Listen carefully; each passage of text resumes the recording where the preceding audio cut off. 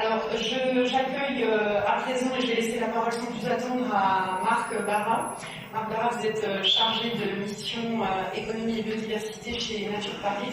Vous allez nous présenter votre structure. Et puis Isabelle Poujon, donc architecte DPLG, vous êtes spécialisée en environnement.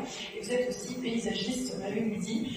Donc c'est vous qui allez ouvrir cette journée. On commence par vous, Isabelle. Vous allez nous proposer vos regards croisés par rapport à vos métiers, donc sur cette thématique globale que nous vous proposons pour cette journée. Merci. Bonjour à tous, donc Isabelle Poujon, je suis architecte et on m'a demandé d'intervenir dans cette journée pour apporter un témoignage en toute humilité sur le travail qu'on peut faire, la réflexion qu'on peut avoir quand on est concepteur ou maître d'œuvre. Donc ce que je vais faire ce matin, c'est essayer d'apporter donc ce témoignage et d'expliquer à la fois donc, le côté positif de tout ce qu'on peut faire et puis peut-être les difficultés rencontrées aussi au sein de différents projets sur différents domaines de conception.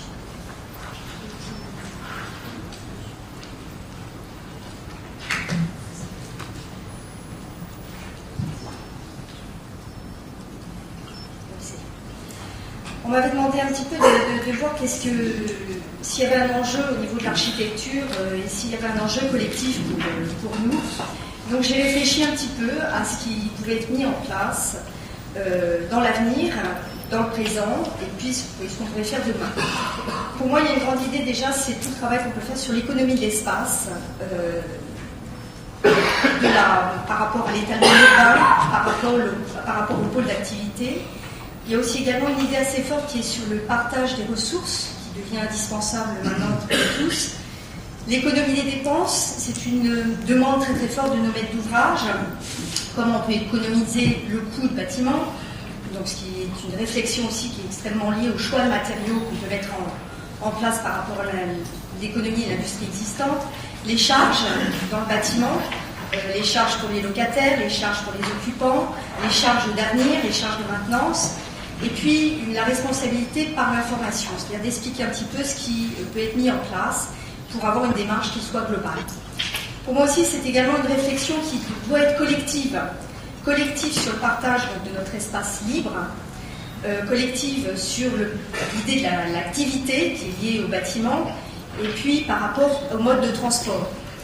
Et puis également une dimension temps, c'est-à-dire comment on veut, ça c'est aussi une idée qui est très très forte et que je ressens beaucoup dans notre émission, c'est comment on peut aborder la question de la concertation, comment on peut réfléchir ensemble et comment on peut partager les savoirs. Parce que parfois dans ce domaine, même si on est très impliqué, on peut se sentir assez seul par rapport à toute la filière, on va dire, de la construction, en amont, dans la programmation, avec nos maîtres d'ouvrage, avec les constructeurs aussi qui nous écoutent sur une grosse partie du projet puisque c'est la partie de réalisation, et puis avec les utilisateurs après, qui ne sont pas forcément au courant des efforts qu'on a pu faire dans un projet, qui ne sont pas forcément informés, j'en parlerai un petit peu après.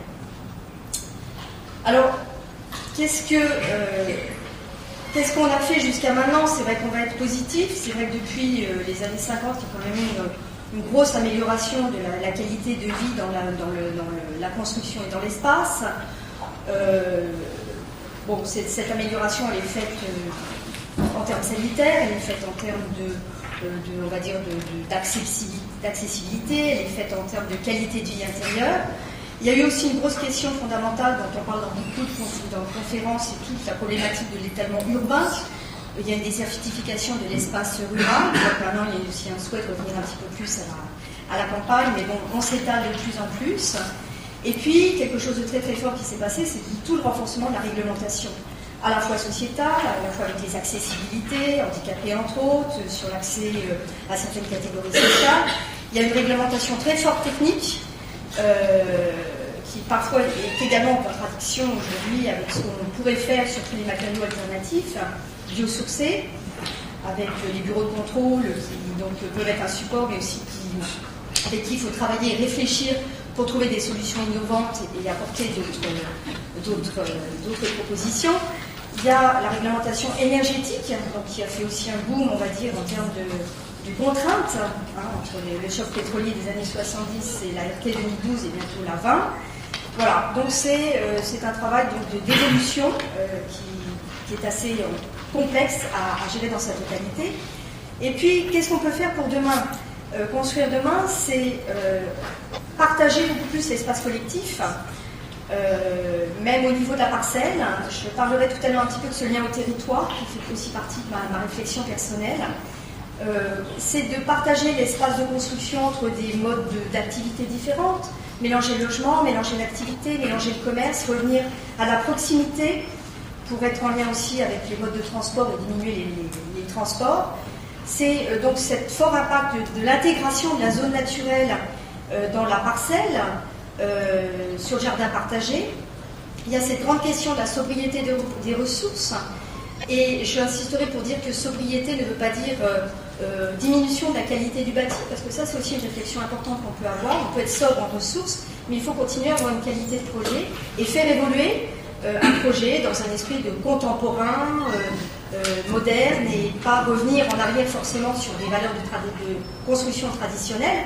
Mais nous, dans notre réflexion, c'est comment on peut faire continuer à faire évoluer l'architecture tout en lui donnant un sens beaucoup plus lié au vivant. Donc une autre question aussi sur laquelle moi je commence à travailler, je ne suis pas officiellement paysagiste, mais je m'intéresse beaucoup donc tout à la question paysagère, et je trouve ça passionnant maintenant de se dire que quel est ce lien qu'on peut créer entre l'espace qui est construit et l'espace libre, l'espace vide, entre guillemets, dans le projet, en termes de visuel, en termes de contact, en termes de liens, comment on peut intégrer ces deux données d'une manière libre. Et puis l'autre question, donc qui moi me concerne moins directement, le sujet de l'activité économique, comment on peut développer l'économie en lien avec un raisonnement qui est écologique et qui est raisonnablement écologique. Alors ça ne me concerne pas directement parce que je ne suis pas faiseur d'économie, on va dire, à proprement parler, mais par contre moi je suis énormément confrontée à ça dans le projet pour trouver des filières qui soient adéquates, locales. Quand on est en marché public, par exemple, c'est compliqué de travailler, d'écrire dans les cahiers des charges une filière locale, parce qu'on n'a pas le droit officiellement. Donc comment on a ce raisonnement, comment on encourage le maître d'ouvrage à travailler avec une politique locale, tout en ne le mettant pas forcément dans des marchés publics officiellement. Voilà. Donc ça, il faudrait que la filière de la construction, on en parle souvent dans les conférences, nous aide à développer plus les filières alternatives dans le bâtiment.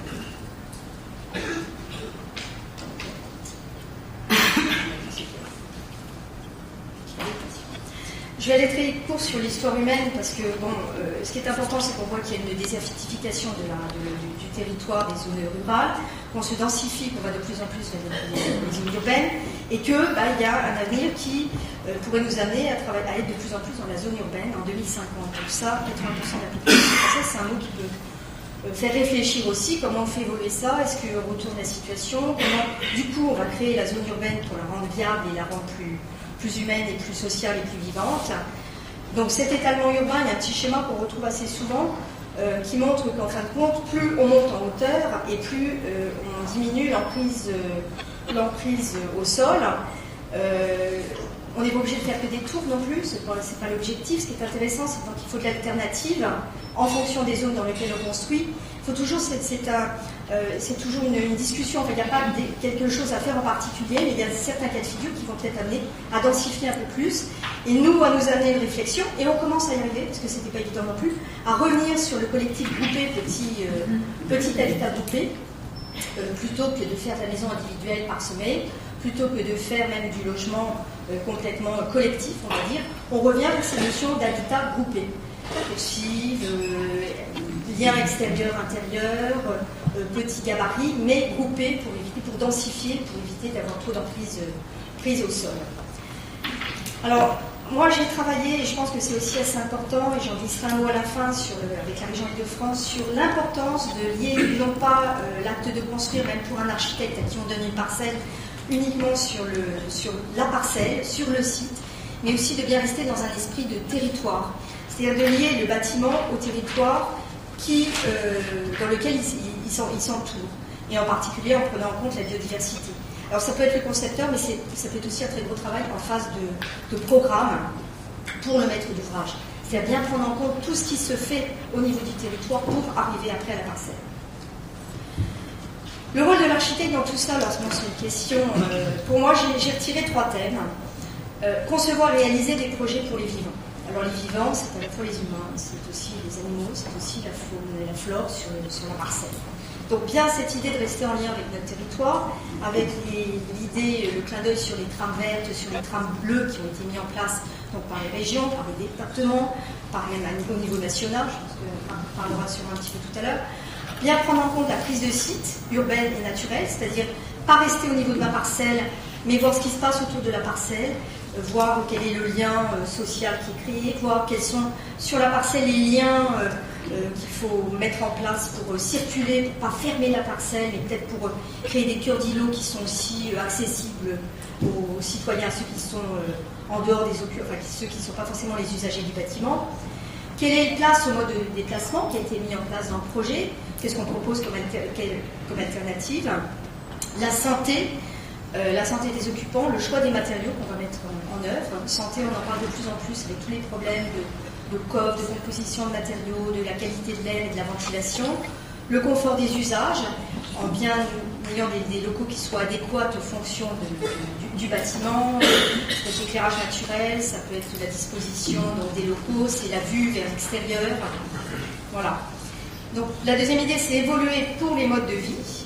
Alors, toute l'idée de la bioconception et de la bioclimatique, mais la bioclimatique avec vraiment intégrer tout ce qui est, mettre en lien avec tout ce qui est aux abords du bâtiment. C'est-à-dire qu'on a des grandes idées sur la bioclimatique, puisqu'aujourd'hui on a des très très bons ouvrages d'aide à la conception, bien toujours se rattacher au bâtiment. On n'a pas toujours un bâtiment orienté sud-nord, il va y avoir des bâtiments qui ont d'autres orientations. Donc c'est vraiment comment je m'adapte sur ma parcelle, comment je tire au maximum de ce qui existe sur ma parcelle pour bien l'orienter et bien faire fonctionner mon bâtiment. Éclairage, vitrage, l'impact du végétal qui est en place pour la qualité du confort d'été ou d'hiver, le choix, la conception du paysage que je vais mettre en place dans mon projet pour l'aider sur chauffe d'été par exemple, pour l'aider à la qualité de vie en fonction des usages. La deuxième idée, c'est tout le choix énergétique. Alors, et l'économie des ressources. Qu'est-ce que je vais mettre en place comme choix énergétique dans mon projet? Et puis, qu'est-ce que je vais pouvoir économiser dans mon projet? Quelles ressources je vais pouvoir minimiser dans la qualité énergétique de mon bâtiment? On parlait de mode de transport, donc qu'est-ce que je vais pouvoir mettre dans mon bâtiment comment aider les gens à avoir d'autres usages de déplacement et par des choix de garage, par des choix peut-être de mode doux de déplacement. Est-ce que je prévois des locaux adéquats? Est-ce qu'il y a de la sécurité autour de ces locaux? Grosse notion sur le mode d'entretien de l'usage. Après le bâtiment, généralement, on laisse notre ouvrage et on s'en va et on fait ce qu'on appelle un DOE et on oublie un petit peu l'avenir du bâtiment. Donc là, quelle question peut se poser en lien avec le maître d'ouvrage pour la gestion de son bâtiment intérieur? Et puis l'idée de la reconversion modularité du bâtiment. Qu'est-ce qui va devenir mon bâtiment? Comment je vais le faire évoluer? Comment je vais le structurer de telle manière à ce qu'il puisse être peut-être un logement à un temps X, redevenir un bâtiment d'activité un autre temps, un bâtiment collectif un autre temps, pour éviter justement d'avoir de la démolition, pour éviter d'avoir de la restructuration et de perdre de la matière ou d'avoir de l'action, on va dire, de l'énergie qui est dépensée sur la conversion du bâtiment. Il y a un thème qui est primordial maintenant. Si on veut y arriver, il faut se concerter. Alors ça, on peut se dire c'est facile, tous ensemble aujourd'hui, sûrement avec un même modèle et une même envie d'avancer. C'est pas du tout évident dans le monde de la réalité, je trouve, professionnelle actuellement.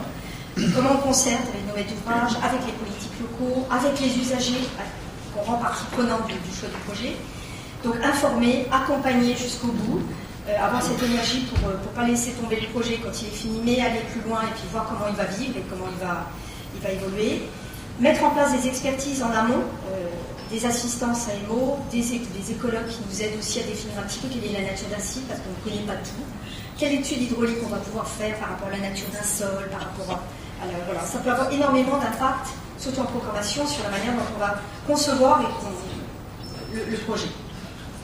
Recueillir les besoins, et puis jouer le rôle de médiateur, c'est demander aux usagers qu'est-ce qu'ils ont besoin dans leur bâtiment, demander aux maîtres d'ouvrage quelles sont vraiment les intentions, et puis expliquer et parler le même langage pour qu'on se comprenne.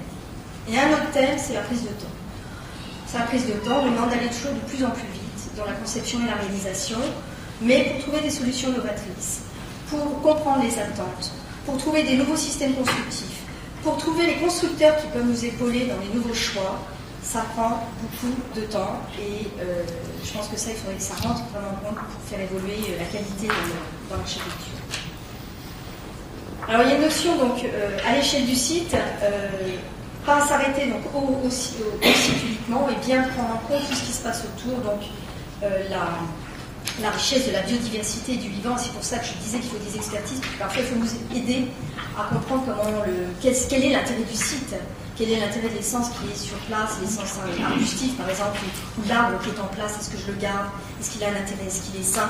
C'est la nature des sous-sols qui vont nous aider donc, à nous construire et à fonder, mais aussi à permettre l'infiltration naturelle de l'eau, donc à construire le paysage autour du bâtiment, comment je crée la perméabilité naturelle de mon site. Voilà. Il y a la protection donc, de tout ce qui est espèces locales et en lien avec les projets. Je parlais tout à l'heure de la limitation aussi des barrières, des effets barrières sur la parcelle, mais bien libérer l'espace pour pouvoir être en lien avec notre âme régionale ou territoriale. L'indépendance énergétique. Alors, on nous demande maintenant d'économiser des factures énergétiques, donc par lien avec la conception bioclimatique. Donc on s'ajuste au site et on voit comment on peut essayer de faire une enveloppe cohérente, on en glissera de mots tout à l'heure avec le lien avec justement les choix de matériaux d'isolation et d'enveloppe. Est-ce qu'on met des choix alternatifs donc, dans le projet? Aussi les mettre en accord avec ce qui se passe, c'est-à-dire ne pas obligatoirement mettre des solutions énergétiques alternatives techniques très importantes, mais bien adaptées à l'utilité de l'usage du bâtiment, à l'utilité du site pour diminuer notre bilan carbone et l'empreinte carbone. On voit que nous, on est quand même en Europe de l'Ouest, on est dans les mauvais élèves quand même, on sait tous, donc il faut absolument qu'on arrive à réduire cette empreinte carbone dans le bâtiment. Mode de transport, donc incitation au transport, et puis comment on va stocker donc, le carbone dans la naturalisation. Donc là, c'est vrai que ça peut devenir intéressant, puisque en plantant, en mettant en place des toitures végétales et intensives, donc bien arbustive, on peut aussi aider à diminuer ce bilan carbone. Toujours à l'échelle du site, donc la réduction des déchets, quel impact on va pouvoir avoir, donc non seulement dans la phase de construction. On peut récupérer des matériaux, très souvent dans un projet, on peut récupérer les matériaux existants sur le site. Les gravats, oui, surtout les cailloux, enfin, on peut les réutiliser pour les verder par exemple, même dans certaines compositions de béton. On peut avoir un impact dans la vie du projet, donc de l'usage. Il faut informer les gens, il faut les aider donc, à cette démarche de recyclage des déchets en mettant des locaux qui soient adéquats. On peut réutiliser les déchets, donc à la fois pour tout ce qui est compost, donc ça on revient au jardin, donc il faut aussi donner une certaine éducation aux usagers pour voir comment ils peuvent composter, puis aussi pour le biogaz, c'est-à-dire qu'on peut utiliser les déchets sur place pour mettre en place avec les collectivités, je ne sais pas, trouver des arrangements avec un niveau qui dépasse justement la parcelle pour avoir une énergie alternative. Et puis dans la déconstruction, c'est-à-dire le jour où on déconstruit, qu'est-ce qu'on fait de nos déchets? Et on en reparlera plus tard. Les espaces extérieurs, un grand sujet, c'est le lien avec la gestion de l'eau, puisque nous, on nous demande de récupérer l'eau de la parcelle. De plus en plus, on nous demande de la garder sur la parcelle, c'est-à-dire de ne pas la remettre dans les circuits collectifs, d'où en débilité ou en infiltration totale, ça dépend des flux, ça dépend des réglementations officielles.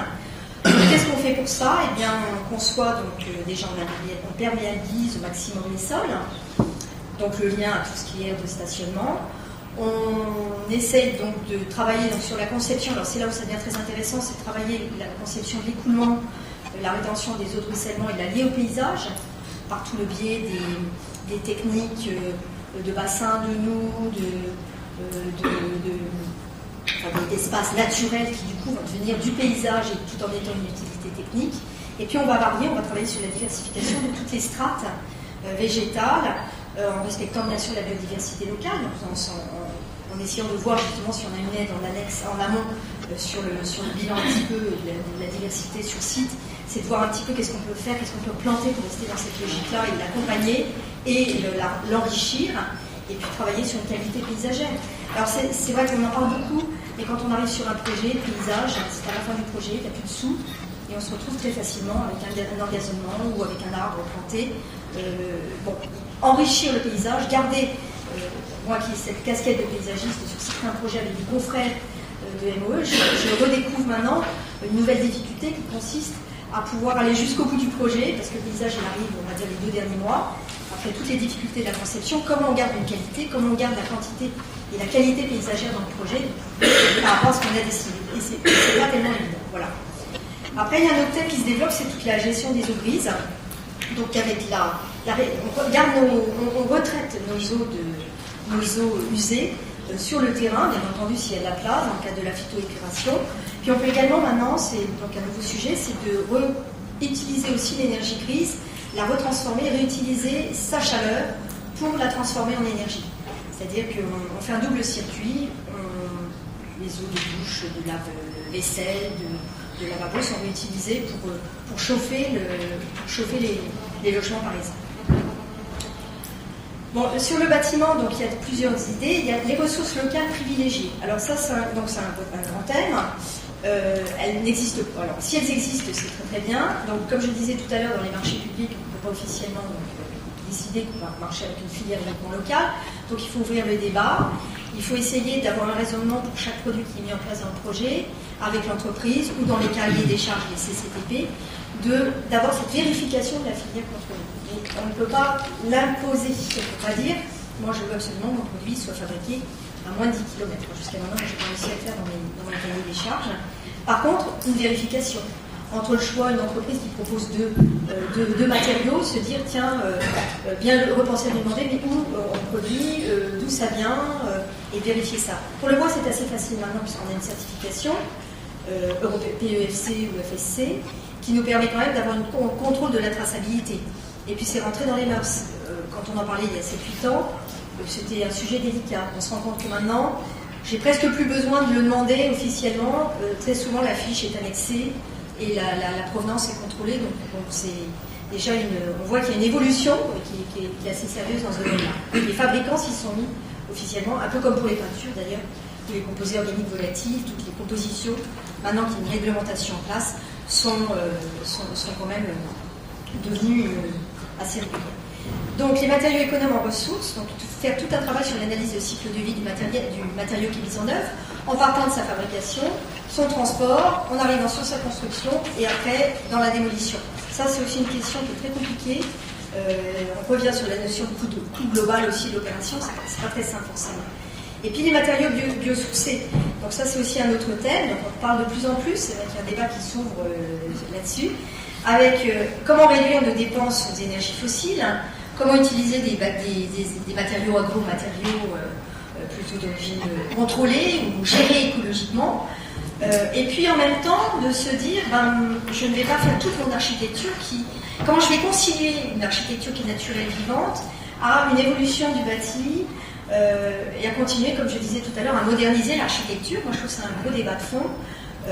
Est-ce que je vais pouvoir avec le chanvre, est-ce que je vais pouvoir parler du béton? Donc, c'est que le béton, on en fait de moins en moins parce que maintenant on a des enveloppes thermiques qui doivent être extrêmement compétentes, donc le béton n'est pas un super bon élément par rapport à l'isolation. Donc c'est vrai que ça diminue, le béton on en parle un peu moins par rapport aux maçonneries alternatives, par rapport au bois, voilà. Mais comment j'allie mon choix de matériaux biosourcés à ma qualité architecturale et puis au thème du bâtiment, enfin à l'usage du bâtiment. Pour la végétalisation, elle peut se faire par les toitures végétales, mais comme on disait, c'est acquis maintenant en termes de végétation extensive. En termes de végétation intensive, où je construis vraiment d'une deuxième, une troisième façade, une cinquième façade, on va dire vraiment verte, comment je travaille, je crois que vous en parlerez tout à l'heure sur comment elle est gérée dans le temps, comment on fait pour ne pas utiliser d'eau pour limiter la consommation. Voilà. Et puis le mur végétal qui est aussi un élément qui peut rentrer dans l'urbain quand on manque d'espace au sol. Alors très rapidement, mais là je pointe sur une grosse question, c'est actuellement on a une RT 2000 qui nous demande des contraintes énormes d'enveloppe, qui a l'avantage d'être une consommation de chauffage qui est très très diminué, dans les 15 à 50 kWh maintenant, tout confondu entre la production d'eau chaude, le chauffage et les autres consommations. Ce qui est important, nous, une grosse question, c'est qu'on nous demande donc de isoler en conséquence nos bâtiments, et pour ne plus consommer. Et la grosse question, en tout cas la mienne, c'est comment j'associe l'idée d'énergie grise. Il y a des petits tableaux, dont celui-là, celui qui est en haut, qui est c'est une étude du Vorarlberg, je ne rentre pas dans le détail, mais qui donne en fin de compte, en fonction des types d'isolants ou de matériaux, l'énergie à la fabrication. Et on se rend compte qu'il va falloir être très vigilant maintenant entre l'exigence énergétique du bâtiment et l'exigence d'utiliser des isolants qui, en consommation de fabrication, ne coûtent pas 100 fois, on va dire, le prix de la consommation, coûtent pas 100 fois l'énergie utilisée par rapport à l'énergie de chauffage. Je veux dire par là que si, par exemple, on travaille sur des matériaux qui sont des matériaux fabriqués industriellement, on peut aller jusqu'à 900 kWh. Si on travaille avec des matériaux qui sont biosourcés, on diminue de 100 à peu près la quantité d'énergie grise, d'énergie première. Donc ça, c'est assez intéressant, c'est que voilà, je veux un bâtiment qui ne consomme plus et qui ne demande pas de ressources énergétiques trop importantes, mais comment je vais respecter ça vraiment dans la conception de mon bâtiment. Parce qu'on peut continuer avec l'ECT 2012 à faire des bâtiments avec une super d'isolation en polystyrène et finalement exploser complètement, enfin compte la CV de mon bâtiment. Et on a mis, il y a un document qui a été fait sur cette thématique-là par la reine d'Île-de-France et par l'ICEB, qui est assez intéressante et que je vous conseille, qui explique bien un peu tout ce procédé d'énergie grise pour tous les produits de construction, sachant que c'est un débat qui est extrêmement compliqué, parce qu'à calculer, on peut être en mètres cubes, d'autres, on peut avoir la valeur mètre cube, on peut avoir la valeur kilowattheure, la valeur mètre carré, c'est très compliqué de savoir exactement, pour un concepteur qui n'a pas forcément le temps, qui n'a pas forcément cette mission, d'avoir ce débat-là et d'aller jusqu'au bout de cette réflexion-là. Moi, je trouve que c'est un débat d'avenir, ça. Alors, l'ERT 2012, elle a l'intérêt d'exister, elle a l'intérêt de cadrer. Elle a au moins elle a permis d'optimiser un petit peu la conception du bâtiment et donner un cadre énergétique, mais on ira vers une évolution. Ce qui est intéressant, c'est bien de rester dans une évolution globale, non pas énergétique, c'est-à-dire d'avoir une performance globale durable du bâtiment, c'est de voir quels sont les enjeux de société, et puis c'est de voir quel est l'enjeu industriel. Donc je trouve qu'on a souhaité parler un peu du RBR 2020, réglementation bâtiment responsable, pour vraiment que ce soit une globalité, travailler bien à l'échelle du développement durable. Bon, ça c'est quelques expériences perso, où on a eu des démarches assez ou concrètes et importantes sur le bois, ou sur l'enveloppe du bâtiment avec la recherche des matériaux performants, ou sur les choix énergétiques, sur l'opération 12 logements, où j'essaie de travailler sur le chauffage bois et inciter un bailleur public social à avoir cette démarche de poêle à bois individuel dans du semi-collectif, et qui est un peu une expérience personnelle nouvelle et novatrice pour lui, où on va justement avoir cette démarche d'accompagnement jusqu'au bout du projet. Voilà. Et puis on a travaillé, donc ce qui est important pour revenir sur la notion de territoire. Moi je travaillais sur 2 ouvrages avec la région Île-de-France, où on a bien intégré tout ce qui était à la fois sociétal, tout ce qui était territoire, tout ce qui était confort et santé, ce qui était économie des ressources, et bien rester en lien sur la notion de l'agenda 21. C'est quand on construit pas donc uniquement sur je vais faire un petit peu là-dessus, sur sa parcelle, mais bien construire à l'échelle globale. Et si on veut faire évoluer le bâtiment et continuer dans cette démarche du vivant, c'est à mon avis une chose qui est assez primordiale pour que chacun ne travaille pas dans son coin et sa petite démarche de conception, mais qu'il y ait bien une concertation générale à l'échelle sociétale, territoire et humaine et conceptuelle. Voilà. Et donc, je vais donner la parole à Marc avec lequel on a travaillé. Donc, sur ces dossiers-là, on a travaillé ensemble à Paris. Cette réflexion, donc on a essayé d'intégrer toute cette notion de biodiversité, entre autres, j'ai participé donc, au travail sur le bâtir en favorisant la biodiversité, donc le travail qui a été fait par Marc Barra, pour justement cette réflexion qui moi m'a beaucoup apporté, parce que c'était une ouverture, parce qu'on apprend un peu tous les jours, sur la transversalité de la biodiversité dans l'acte de construire, qui est une réflexion assez complète et enfin qui n'en finit pas, avec énormément de ressources encore à connaître.